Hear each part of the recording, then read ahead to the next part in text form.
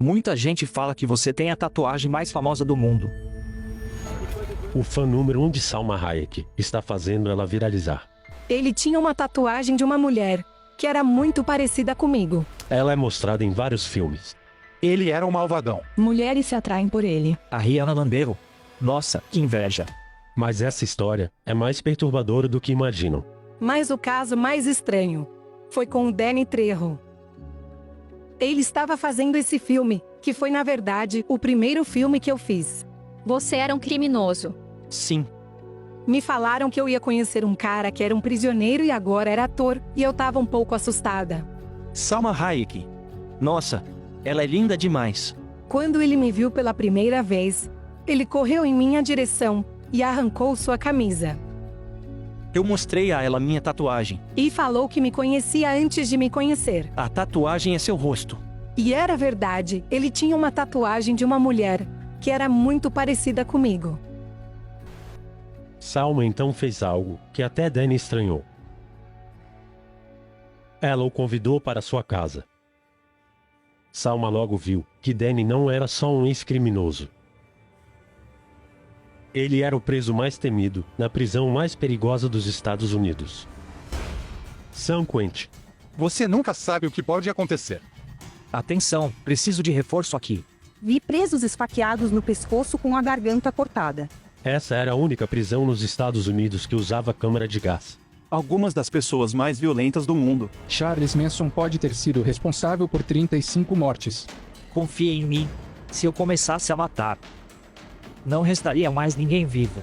Danny era tão temido que até Charles Manson pediu proteção a ele. É difícil acreditar que ele foi aquela pessoa. Antes do crime, Danny era um menino que gostava de brincar com meninas. Minhas tias e primas me adoravam, fazíamos tudo longe dos homens da família. Brincávamos de faz de conta e com bonecas. Um dia, meu tio Rory entrou no quarto das meninas, me viu usando um vestido e ficou furioso.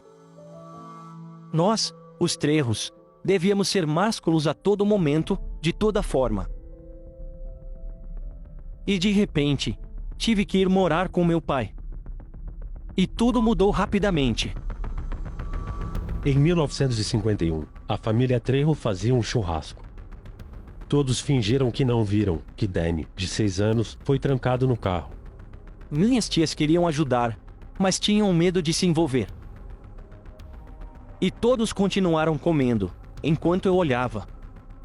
Danny aprendeu que ser homem é não mostrar fraqueza e ficou quieto trancado no carro com um calor escaldante. Eu comecei a adormecer ou desmaiar, mas lutei contra isso, eu deitei no banco e depois me encolhi no chão. Eu já estava perdendo a consciência.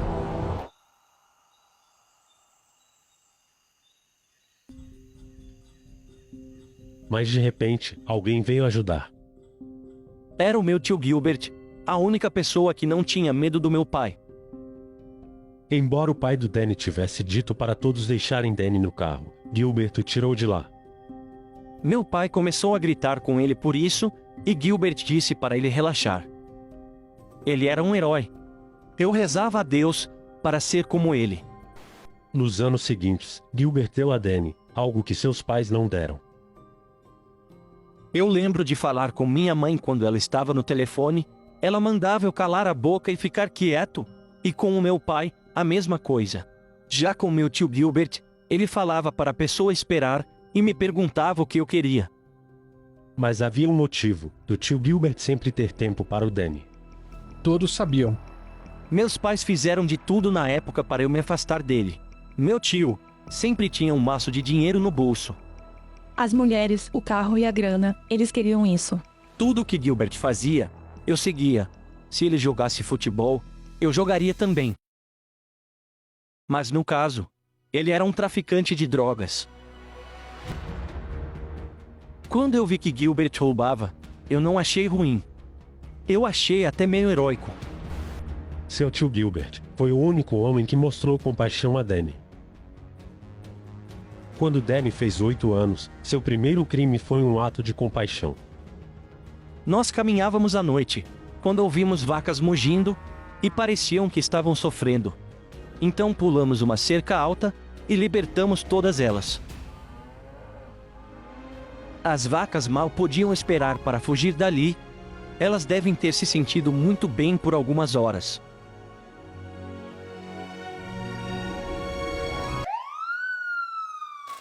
Mas como os laticínios estão sob a jurisdição da FDA, a Polícia Federal entrou em cena. Quando Danny tinha 12 anos, ele descobriu o lado sombrio do seu herói. Ele não era mais esse cara legal. Ele estava agindo feito louco. Eu o vi fazendo isso. Eu tinha a seringa do meu avô que era diabético. Gilbert me mandou sair quando me viu, e eu pedi para usar também. Ele falou, me dê um pouco ou eu conto para todos o que você está fazendo. Ele me pediu para segurar um cinto assim bem forte. Era uma seringa de vidro. Então quando a agulha puxa, ela faz um pequeno efeito bomba atômica. E então ele injeta, e me diz para soltar. E quando eu soltei o cinto, pude ver essa mudança drástica no comportamento dele. De um louco cheio de energia, para relaxado. E então depois disso, ele me deu uma dose, umas gotas para experimentar. E só me lembro de acordar todo suado no quintal da minha avó. Eu tinha tido uma overdose.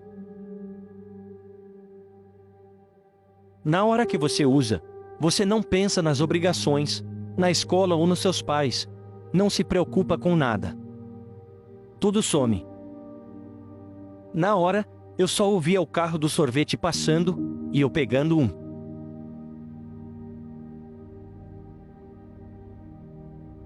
E Danny se tornou igual ao seu tio.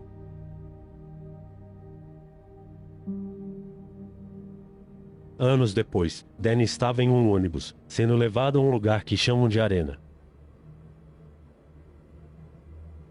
Quando você chega perto de Quentin, você logo vê a torre armada bem à frente. Você sabe que quando você entra lá, você não sai mais. O lugar é enorme. Assim que o ônibus chega, a tensão começa. Você ouve um barulho de motor. Mas na verdade, é o barulho de todo mundo lá. Se você já esteve ao lado de alguém que está com muita raiva, você sabe como é. Agora imagine 4.000 caras juntos com toda essa raiva acumulada. Essa é a tensão em San Quentin. Lá dentro, você é um macho alfa ou não?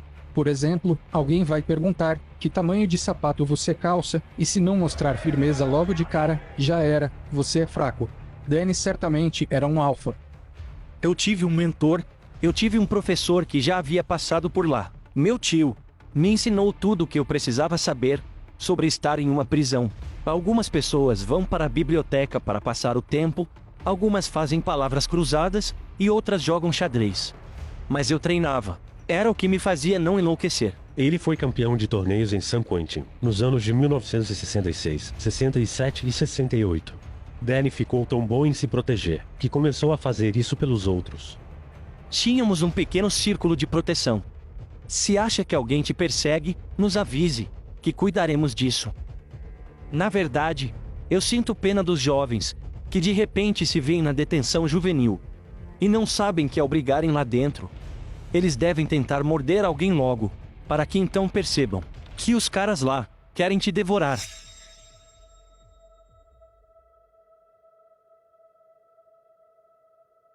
Às vezes, você percebe o que está se tornando. Eu estava jogando dominó com muita gente ao redor e valia muito dinheiro. Eu estava ganhando, eu tinha a ponta de 5 e falei: essa é minha. De repente o cara cai sob a mesa e começa a sangrar. Alguém tinha batido nele feio. Todo mundo começou a correr e eu gritei: esperem, esperem, calma, eu tenho a ponta de 5. Eu lembro que eu estava na minha cela, ainda com minhas peças de dominó, e pensei: quem estou me tornando? Esse cara estava morrendo, ele tinha uma mãe, um pai, e talvez filhos. E eu estava gritando sobre meus 5. Ele percebeu que algo nele mudou naquele dia. Ele já não era mais aquele Danny do passado. Ele era agora um monstro. Danny então se lembrou do garoto que ele foi um dia, um garoto que se preocupava com os outros. Eu sentei na cela e percebi que minha vida havia acabado. Se eu não mudasse o rumo da minha vida, ficaria preso para sempre. Naquela noite, Danny decidiu que viveria do seu jeito, e não como seu tio havia ensinado. Eu não pensava nisso como uma grande mudança, eu pensava apenas em cumprir uma promessa. E então, a partir daquele momento, eu comecei a me dedicar a fazer coisas em benefício de outras pessoas, sem a expectativa de receber qualquer tipo de recompensa. 3 anos depois, Danny foi solto, e dizia ser um homem completamente mudado. Ele voltou para essa casa. Ele disse que caminhou até o portão de metal, e minha avó abriu o portão, mas ela não destrancou a porta de tela quando viu. Eu disse, mãe, posso ficar por uns dias. Meus planos de liberdade condicional não deram certo. Minha mãe virou-se para o meu pai e disse, o Danny quer saber se ele pode ficar aqui por alguns dias. E meu pai disse, pode falar que sim, sem tirar os olhos da TV. Fui ao meu antigo quarto, e fiquei lá olhando e pensando, era o mesmo de quando eu tinha 13 anos. Eu era um ex-presidiário valentão, de 26 anos, que agora estava morando com sua mamãe. Meu pai nem ao menos me deu oi, ele não me queria ali. Ele odiava tatuagens, e eu queria muito provocá-lo para me vingar. Eu então me levantei, e fui até ele, que estava na frente da televisão. Eu ia tirar a camisa e mostrar minha enorme tatuagem no peito, e ia provocá-lo dizendo, tudo certo com você, mas minha mãe aparece exatamente nesse momento, perguntando se eu queria comer um lanchinho. Danny deixou de lado sua raiva, e começou a viver a vida do seu jeito. Eu me lembro muito bem da primeira pessoa que ajudei, eu vi uma idosa tirando o lixo. Fui até ela para ajudar, e nunca esqueço suas palavras, não me roube Danny, e ficou me encarando. Pois ela achava que eu ia ir na garagem dela, roubar um cortador de grama, e então ajudá-la com o lixo. Ninguém confiava no cara, que já tinha roubado o bairro inteiro. Mas Danny não desistiu. Ele aprendeu como ajudar os outros. Ele começou a dar seu número de telefone, e as pessoas ligavam para ele ajudar com coisas. Danny ficou sóbrio, e começou a trabalhar. Mas um dia, ele recebeu uma visita inesperada. Gilbert apareceu no meu trabalho com um carrão. Ele havia saído da prisão há 2 semanas, e já tinha tudo planejado. E eu parecia que tinha fugido de uma prisão vietnamita. Eu estava coberto de graxa, trabalhando em um ferro velho. E ele me perguntou, que diabos está fazendo aqui? Eu disse, cala a boca, estou trabalhando. Ele falou que era vergonhoso ficar sujo o dia inteiro, e falou, pega isso aqui. Ele me deu 2 doses de heroína, e $1000, e disse, sabe por que estou dando isso? Para você se organizar e sair dessa, comece trabalhando para mim, e eu falei que estava me saindo bem. Eu admirava muito Gilbert, desde criança. Ele sempre foi meu exemplo a seguir.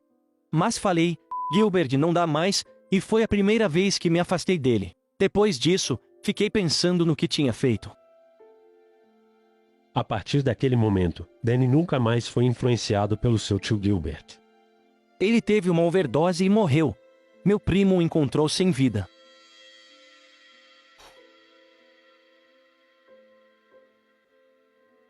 Ele era como um irmão para o Danny. Mesmo que o Danny não estivesse mais no mesmo caminho que o seu tio, ele ainda amava muito Gilbert. Após a morte de Gilbert, Danny começou a se comportar novamente como um condenado. Após sua estreia de sucesso no cinema, o diretor de 23 anos Robert Rodrigues está escalando seu próximo filme, estrelado por Antônio Bandeiras e a novata Salma Hayek. Você e a Salma desenvolveram uma troca muito bacana. Ela é uma mulher muito linda, foi fácil e sensacional. Eu adoro o Antônio, mas às vezes ele me batia com o violão, quando ele começava a girar, e eu gritava Antônio. Eu precisava de um assassino silencioso que usasse facas, então eu disse ao diretor de elenco para encontrar alguém com cara de malvado, pois ele não teria falas. E quando Danny entrou, eu me espantei. Quem é esse cara? Ele é sinistro demais. Eu conheci a Salma. Ela é incrivelmente bonita. Faz você querer arrancar seus olhos e nunca mais olhar para ninguém. Me falaram que eu ia conhecer um cara que era um prisioneiro e agora era ator, e eu tava um pouco assustada. Eu mostrei a ela minha tatuagem e falei que era o rosto dela. Mas Salma não reagiu como Danny esperava. Danny, estamos num set de filmagem e as pessoas têm medo de você, por causa da sua aparência. Quando ouvi isso, comecei a me odiar. Uma vez criminoso, sempre criminoso. Uma vez criminoso, sempre criminoso. Você sempre será um criminoso. Temos essa ideia de como as coisas supostamente deveriam ser, e como elas realmente irão ser. Mas frequentemente esquecemos de toda a dor e dos desastres que nós mesmos provocamos. Eu acabei esquecendo de tudo isso.